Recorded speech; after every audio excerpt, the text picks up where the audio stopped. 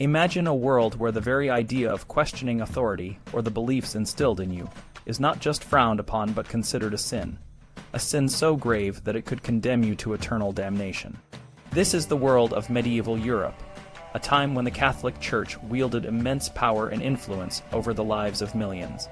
The Church was not just a spiritual guide, it was the ultimate authority, and its word was law.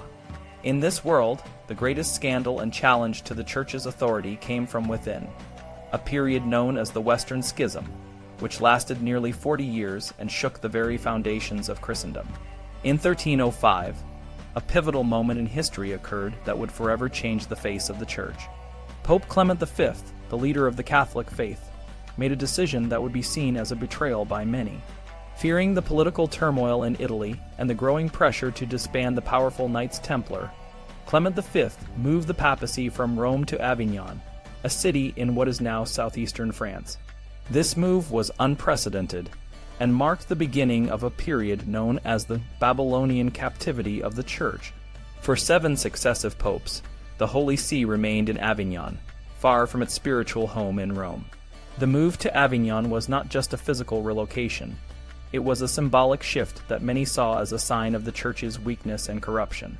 Despite appeals from prominent figures like the poet Petrarch and Saint Catherine of Siena, who urged the return of the papacy to Rome, the Church remained in Avignon. By the time Pope Gregory XI finally returned the Holy See to Rome in 1377, the College of Cardinals had become heavily dominated by Frenchmen, creating a power imbalance that would soon lead to even greater divisions. When Pope Gregory XI died the following year, the College of Cardinals was deeply divided. A majority wanted a French pope, while a minority, backed by the Roman mob, demanded an Italian. Intimidated by the mob, the cardinals eventually elected Bartolomeo Prignano of Naples, who took the name Pope Urban VI. However, the French dissidents, feeling betrayed, fled to Avignon and elected their own pope, Clement VII. This led to a situation where Christendom was ruled by 2 vicars of Christ, one in Rome and one in Avignon. This split, known as the Western Schism, lasted for nearly 40 years and created a crisis of authority and legitimacy within the Church. In another age, such a split might have caused widespread doubt and skepticism among the faithful. However, in medieval Europe, the concept of skepticism was almost non-existent. The word Catholicos, meaning universal in Greek, had been used by theologians since the 2nd century to distinguish Christianity from other religions. The idea that the Church was the only true path to salvation was deeply ingrained in the minds of the people. Saint Cyril of Jerusalem had argued that what all men believe must be true, and this belief in the universal truth of the Church was a cornerstone of medieval faith. The purity of the faith was derived from its wholeness, and the conviction that all who worshipped were united under the government of the Roman pontiff was unshakable. The Church's authority was absolute, and it brooked no dissent. Any deviation from the teachings of the Church was considered heresy, and heretics were often excommunicated, a punishment that was seen as even worse than death. Excommunication meant being cast out of the Church, and more importantly, out of the hope of salvation. It was a fate worse than being exiled from an ancient German tribe, where being given forth meant being condemned to a life of isolation and danger. The Fifth Lateran Council, 1512-1517, reaffirmed this belief, declaring that outside the Church there is no salvation. This was a fundamental tenet of medieval Catholicism, and any other view was unimaginable. The Church's strength lay in its resistance to change. It was seen as a perfect, unchanging institution, a faithful and ever-watchful guardian of the dogmas which have been committed to her charge. Saint Jean-Baptiste de La Salle defined Catholicism as the society of the faithful collected into one and the same body, governed by its legitimate pastors, of whom Jesus Christ is the invisible head, the Pope, the successor of Saint Peter, being his representative on earth. The Church believed that it had a divine mandate to preserve the faith in its original form, and any attempt to change or reform it was considered a violation of God's will. This absolutism was reflected in the Church's teachings and practices. A Roman theologian once wrote that the Catholic Church holds it better that the entire population of the world should die of starvation in extremist agony than that one soul, I will not say should be lost, but should commit one single venial sin.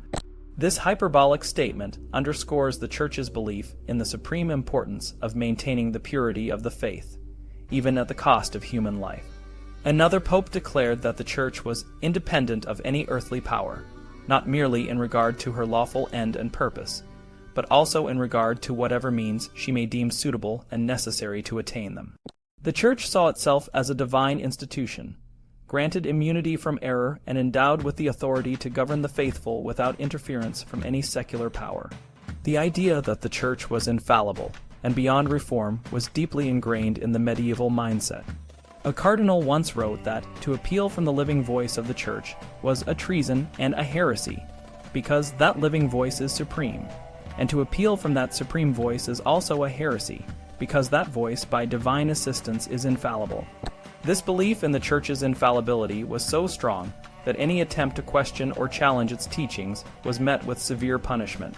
The Church was seen as the work of an incarnate God, and like all God's works, it was considered perfect and incapable of reform. The medieval world was one where the individual was subsumed by the collective, and personal identity was often secondary to one's role in the community. The concept of the self was not as strongly developed as it is today. For the vast majority of people, their identity was tied to their family, their village, and their faith. Even those with creative talents, such as the architects and builders of the great medieval cathedrals, often remained anonymous. The construction of these cathedrals, which took centuries to complete, was seen as a collective effort to glorify God, and the individual contributions of the builders were often forgotten. For example, the construction of Canterbury Cathedral took more than 23 generations to complete, and Chartres Cathedral, built on the site of a former Druidic center, took 18 generations. Despite the immense skill and dedication required to build these magnificent structures, we know little about the individuals who designed and constructed them. They were focused on glorifying God, and their personal identities were not considered important in the grand scheme of things. This lack of individual identity extended to the naming conventions of the time. Noblemen had surnames, but the vast majority of the population, nearly 60 million Europeans, were known by simple first names like Hans, Jacques, Sal, Carlos, Will, or Will's wife, Will's son, or Will's daughter. If these names were not sufficient, a nickname might be used to distinguish between individuals. For example, a person might be known as One-Eye, Redhead, or Blondie. Most peasants lived and died in the same place, so there was little need for more complex names or identities. In this world, the Church was the center of life, and its teachings were the guiding principles for all aspects of existence. The Western Schism, while a significant challenge to the Church's authority, did not fundamentally alter the medieval mindset. The belief in the Church's infallibility and the necessity of adherence to its teachings remained strong, even as the schism created confusion and division among the faithful.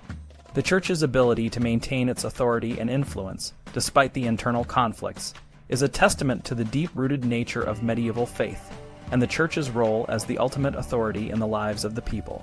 In conclusion, the medieval world was one where the Church held an almost absolute power over the lives of its followers. The Western Schism, while a significant event, did not create widespread doubt or skepticism among the faithful. The Church's authority was too deeply ingrained, and the fear of excommunication and eternal damnation was too strong. The medieval mind was one that valued the collective over the individual, and personal identity was often secondary to one's role in the community and the Church. This world, with its strict adherence to tradition and resistance to change, provides a fascinating glimpse into a time when the Church was the ultimate authority, and its teachings were the guiding principles for all aspects of life.